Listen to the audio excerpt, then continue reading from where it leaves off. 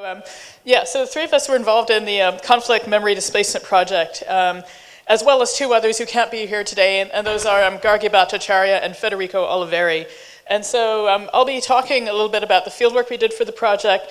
Janna will be talking about the theater work and a workshop we did with alternative newspapers for the project. And then Victoria will be talking about the involvement of her organization called Global Sisters United, as well as some of the work they've been doing around caring practices. So what I'll be talking about in this presentation, I'll be talking about mutual aid and other forms of caring practices amongst refugees and their supporters, and organized in social media. And this is part of this was all done as part of this project, Conflict Memory Displacement, which focused on responses to the so-called European refugee crisis in the UK and Italy. And so this is an overview of the fieldwork that we did.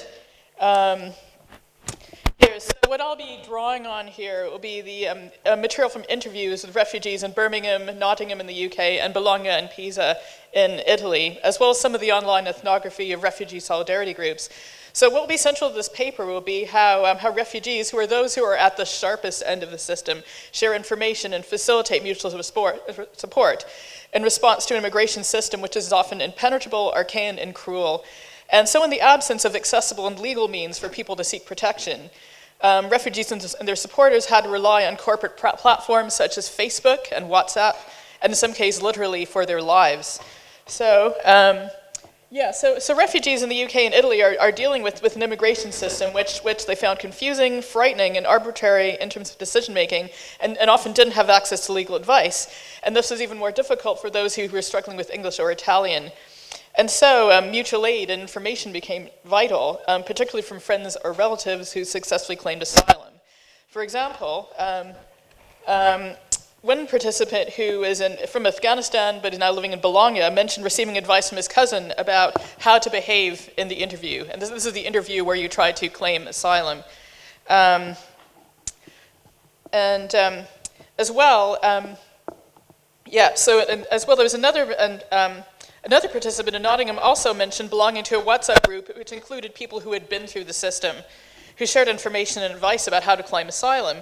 And they also shared articles through Facebook or other social media platforms to give some insider, sort of unofficial insider knowledge about how to make a successful asylum claim. And this kind of information and contact was even more crucial for those who are traveling to Europe via clandestine routes in the absence of safe, accessible legal means of travel. And in these situations, they can only rely on each other. So someone from Afghanistan now living in Pisa in Italy, he told us about the journey to Europe and how it was all arranged on Facebook, with all the risks that this involved. So the only way to determine credibility about who you can trust to take you in a boat across the Mediterranean is to seeing how many Facebook friends people had. So the assumption being that someone who wasn't trustworthy wouldn't have very many friends on Facebook. So this obviously raises questions about the role of social media in desperate situations when there was no other means of guaranteeing safety. And also these mutual support networks were also used to share information and warn others about racism and anti-immigrant sentiment in the context of rising xenophobia both in the UK and Italy. So this person who's from Mali told us about how he found out about protests happening in Italy against reception centers for asylum seekers. So if refugees had to rely on informal support networks, this was also the case for refugee solidarity groups in both the UK and Italy who are providing volunteer support in the absence of state provision. So what I'll talk about now is some of the online ethnography we did of some of these groups. So these are the groups that we looked at. So we looked at these groups in sort of three different periods. In September 2015, because that was after the photo of Alan Kurdi had circulated, and we wanted to see what kind of effects it might have had.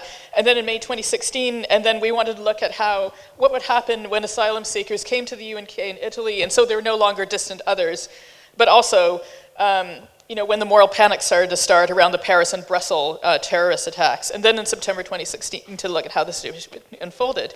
So we looked at two groups in Italy, Baobab Experience, which I'll talk a little bit about, and then Presidio Permanente No Borders. And then in the UK, we looked at a group called West Midlands Solidarity with Refugees and Refugees at Home. So what I'll do is I'll focus on Baobab Experience in Italy and then the two UK Facebook groups. And so what these groups all did was about providing emergency support, which were not offered either by the state or by mainstream charities. So this is Baobab Experience. So just go to their website. Yeah, so on their page, I'm just going to the About Us bit. It's a bit hard to read, but I'll just, so the way they describe themselves is as a group of volunteers and private citizens that in 2015 found itself facing a migratory emergency of 35,000 migrants passing through the walls of our Birmingham Centre, which was an occupied social space. It was located in Via Cuppa in Rome, so it was near the train station in Rome. So they provided food and clothing and support and emergency accommodation and healthcare, psychological support and legal assistance, and also spaces for leisure and rest. And then what happened was the space received a police order on the 26th of November 2015, and then the 6th of December 2015, they were evicted by the then center-left municipality of Rome. So this is when you start to see rising anti-immigrant sentiment on sort of across the political spectrum. After the evictions, the volunteers continued their support activity in the street camps. And then they were joined by human rights activists, medical legal groups, and then they also, as well as local residents. But I think significantly, they didn't make any requests for government funding or EU funding because they wanted to preserve independence from the state. And I think to connect this to the theme of pirate care, this independence from the state becomes necessary in the face of officially sanctioned state racism, which is a situation which I think has become all the more urgent with the election of the far-right coalition under Matteo Salvini, in which solidarity has become effectively criminalized.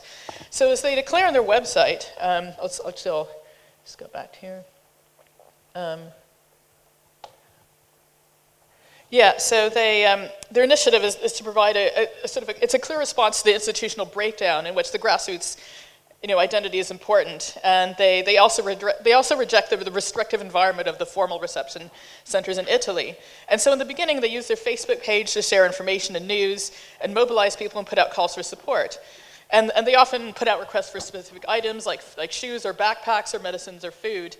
And they also created a separate page for food deliveries. And then they started, they would often do these recurrent posts followed about the center, followed by a list of the things that were needed. And then they also put out press releases to keep both the supporters and the general public informed. And then these became more dramatic, obviously, around the eviction. And then then the Facebook page was used to document the activities of the police and the state. So the campaigns in the UK had a similar practical orientation because they were also providing support that was lacking. So many felt that the cruel, intolerant, and uncaring mindset did not represent them. So they felt that the views they would see in the mainstream media and the government did not represent them. But they also felt that, given the intransigence of the government and what they felt were very strong anti-immigrant views, that they'd have actually limited success in lobbying the government or in changing policy. And so therefore, the only way of making a difference was through practical support activities, such as donating clothing or other necessities, or funding charities supporting refugees. And so at least this would help individuals if larger structural changes weren't possible, and showed these people that, unlike the government, that they cared. So for discussions in West Midlands supporting refugees and refugees at home, it was almost entirely concerned with practical support. They also linked to crowdfunding campaigns about purchasing essential items and donating money to charities such as Doctors of the World and CalAid. And then Refugees at Home was involved in pairing refugees with guests and the practicalities of arranging this. And these groups were very much about goodwill and voluntary labor as a stopgap for the failings of minimal or non-existent state support due to austerity cuts and the politicization of support for refugees.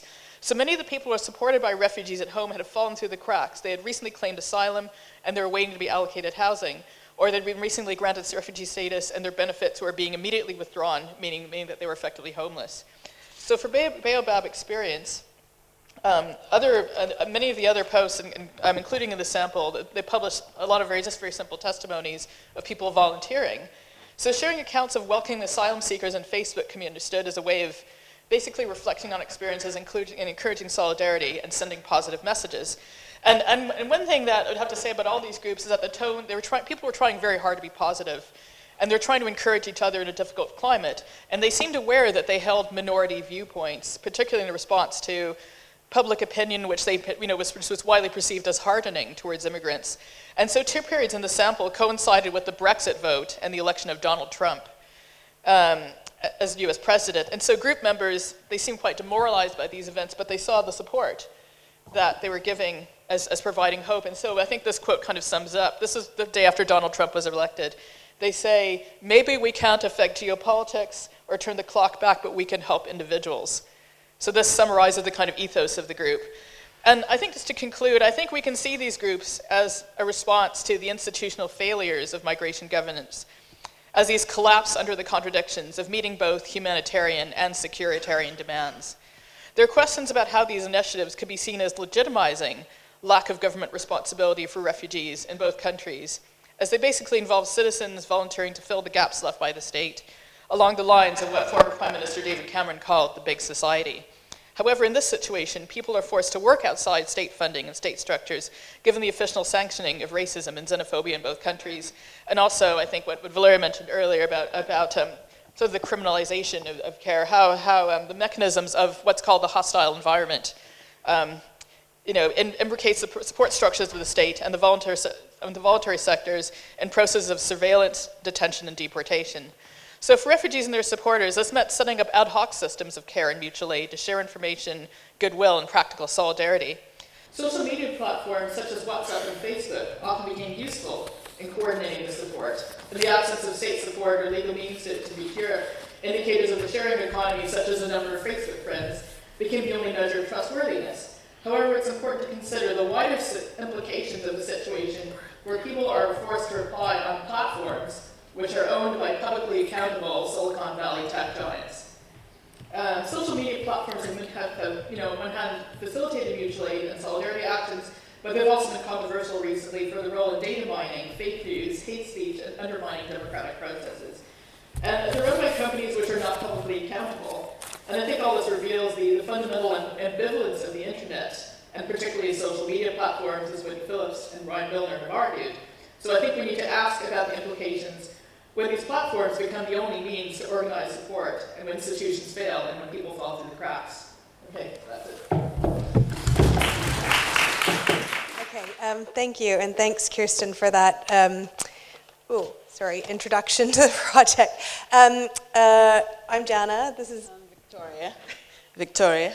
And we're going to talk about a sort of, I was going to say a second dimension of this whole overall research project, but it might be like a fifth or sixth. I'm not sure. We proliferated many dimensions on the project, but one of them was to look at in the backdrop of the sort of analysis of the media that Kirsten and Gargi and other members of the research group were developing around how is it that sort of anti-migrant sentiment starts to sediment itself in the wider social fabric of the UK and Italy. We were also looking at the question of how do we counter those narratives and those practices. So I suppose thinking about more of the communicative landscape and how we might pirate or hack or work against, counter those from the perspectives of self-organized migrant and refugee groups in the UK.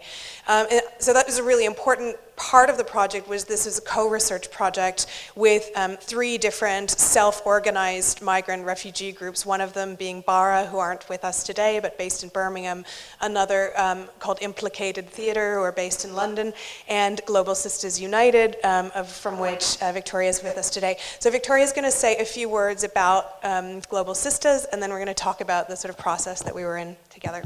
Thank you. So Global Sisters is basically a group for women in Nottingham, based in Nottingham. So within that group, we've got countries from over 30, women from over 30 countries, different languages and cultures and all, yeah. And the way we organize, it's all organically. And within the group, we support each other according to what each individual needs. In most cases, we are dealing with families that have no links in Nottingham, who are new arrivals. Once they've come to our attention, or one or more of our members takes it upon themselves to introduce them around the area, the services, the communities. And usually this is how women are brought to the group by word of mouth. We don't use... They are referrals. We get calls, usually it comes through to me. If I get a referral from city council or different organization, if it's official, the women never turn up. But the majority of people that turn up through word of mouth from the women themselves. Yeah, so one of the things that when we started working together that came up in relation to the media was the question of the story itself. Like, how is the story of refugee and asylum seekers told? And in particular, what is the story that's demanded of refugees and asylum seekers? So part of our kind of piracy, I suppose, was into this demand for particular kinds of stories. And particularly like sort of sad stories, stories of tragedy, what we called the single story that's demanded by different agencies, whether they be the Home Office, social service agencies, sometimes charities even set up to support migrants and refugees. So that this kind of like demand for a particular story of tragedy we understood as a mode of communicative confinement, tempering particular sets of relations of care. So, you know, this kind of story that expects a tragedy, and a particularly framed tragedy, requires or sets up sets of relations that are based in sort of judgment, in charity, in kind of colonial and neo-colonial relationships. So we were looking at this kind of dynamic. How is that story kind of produced? And so the early work that we did was we used ethnodrama and theater of the oppressed, and we did a lot of projects, and we're guilty of what Valeria was describing as an affiliation with arts organizations who supported the project. That's not something I'm going to talk about right now, but I think it is an interesting dimension to bring up. How do we use these spaces that are also governed by forces that we disagree with, in the same way that the Facebook and everything else we're using are? And we worked in this context in different cultural organizations in the Midlands. And so we staged a series of performances that looked at this kind of question of the story, under the kind of auspices of speaking back to the media, speaking back to the demand for these kind of specific stories. So one of the interesting kind of pieces that we developed was around this idea that certain kinds of stories unlock access to certain forms of care. So this was the formation of a kind of circle that one of the members of Global Sisters created, which was sort of a circle of people holding these cards, access to different kinds of bureaucratized forms of care, where a woman would have to go and tell a certain kind of story in order to kind of unlock access to those kinds of care mechanisms. And it went on and on and on. None of the stories worked until the story was like a very, you know, a kind of typical sort of tragedy-oriented story. Another scene from this theater piece was called A Conversation at a Bus Stop. And this was also in everyday life, how certain stories and the certain demand for stories are sort of gateways to gaining access to even informal acts of care and support. So in this scene, and these are all scenes that were generated from people's personal experiences in the UK, there's a woman who's sitting at a bus stop, a woman who comes from asylum-seeking background, who's looking for a reporting center, and is sitting at the bus stop with a woman who's sort of from the UK, and sort of starts asking her questions and won't give her directions to the reporting center because she's asking her repeatedly for different kinds of histories, her personal history, how she got here. She's trying to decide whether the person is legitimately here in order that she'll give her sort of a very simple kind of act of care in the UK. So when we started to think about countering these narratives, one of the things we started to do was just like narrate, okay, what is so ridiculous about this kind of demand for care? Who's producing it? Who produces the refugee crisis as it's described? And we started to kind of expand out and think about, you know, for example, this is one of our workshop sheets, corrupt politicians, neo-colonial forces. You know, how could we make the story about those kinds of wider issues? How could we create a sense of the double standards, you know, that the corruption, the level of corruption that's producing the refugee and conflict situations that refugees are coming from are not at all addressed in the story of the migrant in the UK press. So we developed a newspaper called precisely this, The Double Standard, which was a kind of way of, again, hacking into like the form of the newspaper of mass media, but producing other kinds of stories. So the migrants bribing the government, in this case, are multinational companies who are migrants. But we also had a sports section that drew from memes that were circulating within within refugee and asylum-seeking kind of communities. This one is a really awesome meme, which is, or a little like kind of picture. It was two different representations of Anthony Joshua, a boxer, one from 2012 where he was brought up on a drug charge and he was described as a Nigerian man. And in 2017, when he won a major boxing match for the UK, was heralded as a British citizen. So, and has now become, I think he's got an OBE now. So just how these things shift depending on, and these kinds of things are coming out of the support groups that are in refugee communities. But one of the things that really came up in these discussions was beyond this kind of the corrupt politicians, the kind of macro-political narrative, was also just the ways in which groups like Global Sisters were producing networks of care on the ground in ways that Victoria just described. And so these kinds of, we started to make these kind of care maps of, what was going on the ground in terms of different forms of support. And Victoria's going to describe sort of what are some of these mechanisms of support that are going on in Global Sisters. Yeah, so we looked at childcare. How do we support ourselves through childcare? So for most people new to the UK, childcare is a new concept because back home everybody looks after everyone's children.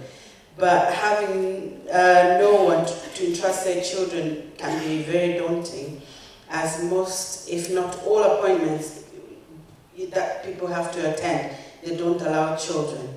So we usually just reach out to the members within the group to see who's available, or just drop them off, ask them to pick up the children when they're at school, if they're going to the same school, our children are going to the same schools.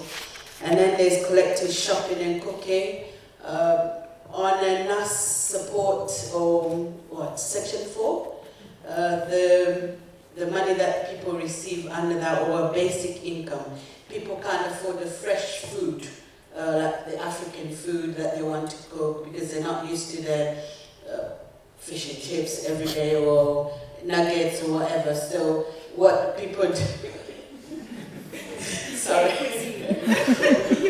So what people usually do is pull their monies together, find a place where they can actually buy fresh food. And we've got families that actually pay petrol for people with cars each month to go out to the farms. I think there's one in Milton Keynes that do online shopping as well, so that helps them bring in fresh food. So that continues their, helping them cook fresh food for their families. And we do get some people who are traveling between, who are able to travel to their original countries, so people give them money or ask them to bring them some food if they can manage to get it across, beyond, UK border force. Yeah, that scenario you see, if you see is it Sky? When they bring in people and then you see them opening their suitcases and they've got all these foods. So if you're lucky sometimes you go through, people can bring out that food. Legal support is very difficult because with every case it's different. Myself, just to give an example, we had two sisters within the community and they both had the same case, really similar. They went into a solicitor to talk about their case and all of that. They went in, presented their case, and what happened was one was given a status, the other one was detained and deported. So it's not a straightforward thing, and sometimes it's the solicitor themselves. You can go in and say, this is my case, how can you help me? And they'll tell you, oh, there's nothing I can do for you. Go back another day or 2 weeks later or a year later, oh yeah, you're perfect, I can help you. So you can't really know what to expect when you go into a solicitor. So we help each other by giving as much information as we can and, report back, how did it go, how can we help you, and continue on. And then birthdays, bereavement and things like that. It's really important because it keeps people out of that isolation of marking important occasions within their families and their own personal lives so that they're not alone. So if we know that somebody's having a birthday, we introduce them to, Yeah, so we've got a cake community that bakes cakes for children, so that is helpful in that. And so this kind of question of how these technologies of care, how we common care, how Global Sisters is commoning care, produce a kind of stumbling block to this idea of speaking back, because, you know, obviously there's no kind of narrative form in the mainstream media for narrating and talking about collectivity for commoning care. And then this became a kind of question for us, and it's a question that's continuing for us in the next phases of the project. But one thing just to say is, and this is a kind of reference that Valeria has given me in the past, which is the Charlotte Stoiker's analysis of the move within women's self-organized groups, particularly women of color groups in the United States, self-organizing practices of a move from what might be called public sphere political organizing to the expanded private sphere, to political organizing that's based in the expanded private sphere. And our kind of discussion now is how do we build, if the public sphere mechanisms are things like the newspapers, building public opinion through argumentation, through disputes between the haves and the have-nots, how does this expanded private sphere find its narrative form? And so that's kind of our next, what are the stories of that? How are we going to talk about those stories? So Victoria is just going to talk about this next phase of the project in terms of the care work, the care self-organization within Global Sisters, and then we'll end.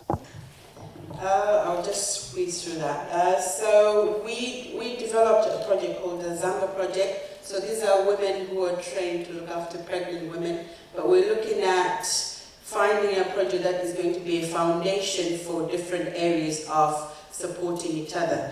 So last year we got some funding and did some training with Goodwin Doula Project, where we sent five people to get the training for 13 weeks. So we've got some qualified as doulas, but we're calling them Azamba, which is, Azamba is a Malawian word that I chose. So, yeah, so the Azambas will be supporting women, not just only through pregnancy, but getting them to the hospital, explaining what is happening within the maternity services, supporting them after birth, and also helping them understand that it is okay to discipline children, because a lot of them are afraid, because if I discipline my child, social services will come in and, take my child away. Or explaining to the husbands, if your wife can't get up to cook for you when you're working overnight, if she's pregnant, because she's pregnant, she's throwing up all day. It's your duty, even if you're tired, to support her, clean the house, cook for her until she's able to do that herself. So the project is kind of really broad in that it's not just supporting the woman, but it's the family in a whole. Thank you. And just to sort of end, I guess, is, Azamba as a kind of concept is a really interesting one, because it's the doula, but it's also a kind of community care role. And one of the things that you were describing to me when we were speaking on Monday was how Azamba's organized as a kind of as a cooperative of care, as opposed to a lot of the care work that women in the organization are forced to do for waged labor, and a kind of care agency care work, cleaning work, which really disables care because of this sort of movement, the isolation of the working in many different workplaces. So one of the things we're thinking about is how do we narrate this kind of care as opposed to that kind of care labor, that the cooperativization, the kind of idea of Azamba as a way of sort of rethinking how care operates as a kind of piracy in local communities. And finally, I guess our question is, how does the narrative form, or the way that we popularize this follow from the practices, not instigate the practices, but follow from them? And here we're drawing really from people like Saidiya Hartman, who talks about fabulating practices, critical fabulation, the storytelling, critical storytelling. And in her words, the necessity of trying to represent what we cannot, rather than leading to pessimism or despair, must be embraced as the impossibility that conditions our knowledge and animates our desire for a liberated future.